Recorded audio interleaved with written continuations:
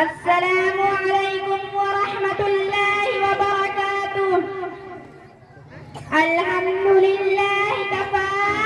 وسلام علی عبادہ الذین اصطفی، اما بعد۔ عزیز سامعین و سامعات، اسلام نے عورت کو جو حقوق دیے ہیں ان کا ذکر تو بہت ہوتا ہے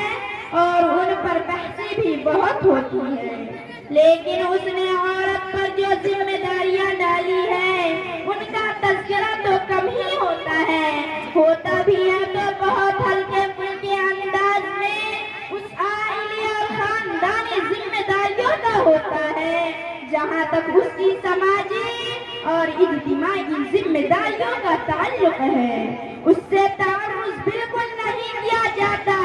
حالانکہ اسلام یہ چاہتا ہے کہ عورت اجتماعی زندگی سے کنارہ کش اور غیر متعلق نہ رہے، بلکہ مرد کے ساتھ مل کر دین کی اشاعت، اس کے قیام معاشرہ کی اصلاح و تعمیر کا فرض انجام دے۔ اس حقیقت سے انکار نہیں کیا جا سکتا کہ اللہ کے دین کی دعوت دینا اور معاشرے کی اصلاح کرنا امت مسلمہ کے مردوں کی جس طرح ذمہ داری ہے اسی طرح عورتوں کی بھی ذمہ داری ہے۔ ایک مسلمان عورت معاشرے کی صلاح و فساد سے نہ تو کنارہ کش رہ سکتی ہے اور نہ ہی اسے رہنا چاہیے، اور وہ اپنی استطاعت کی حد تک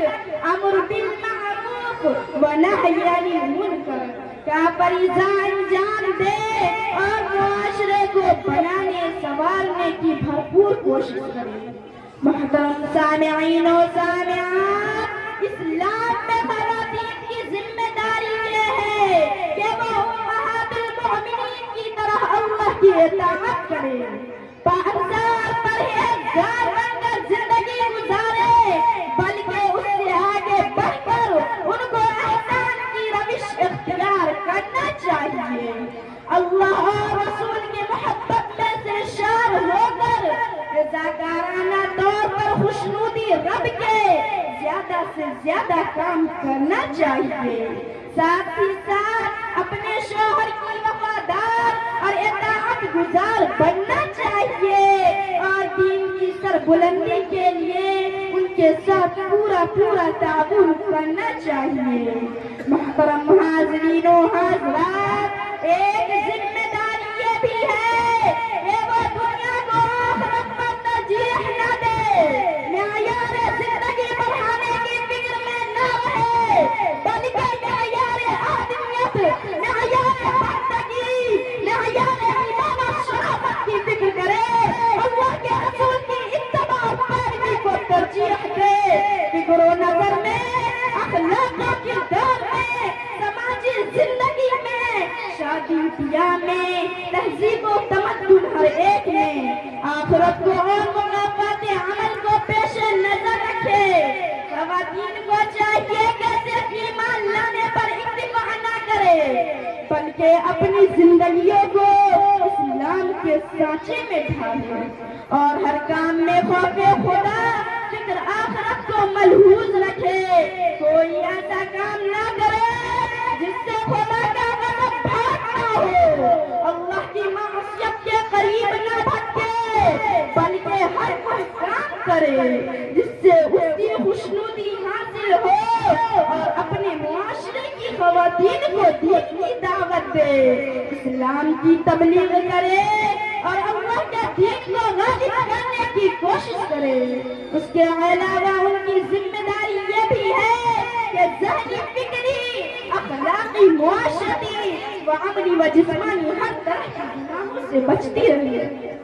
اپنے کردار کو بگڑنے سے بچائے، اچھی سیرت و عمدہ اخلاق اور اعلیٰ کیریکٹر کا ثبوت دے، ہما پہلو اللہ کی اطاعت گزار بنے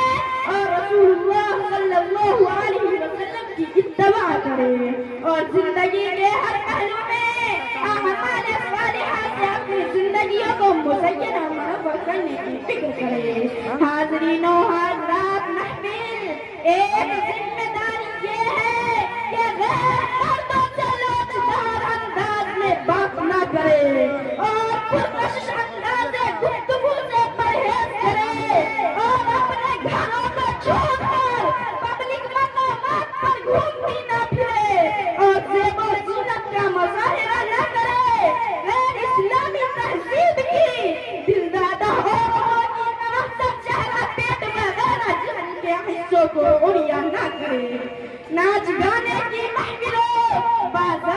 بے حیائی کی مجلسوں میں شرکت نہ کرے۔ حضرات، اس کے علاوہ ایک ذمہ داری یہ بھی ہے کہ وہ اپنے بچوں کو اسلام کی تعلیم دے،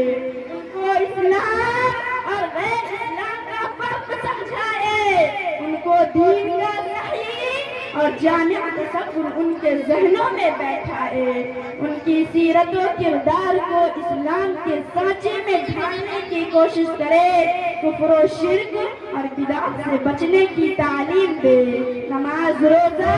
اور دیگر احکام شریعت کا پابند بنائے، ان کے اندر دنیا کی محبت کی جگہ دین کی محبت پیدا کرے۔ وآخر دعوانا ان الحمد للہ رب العالمین، والسلام علیکم۔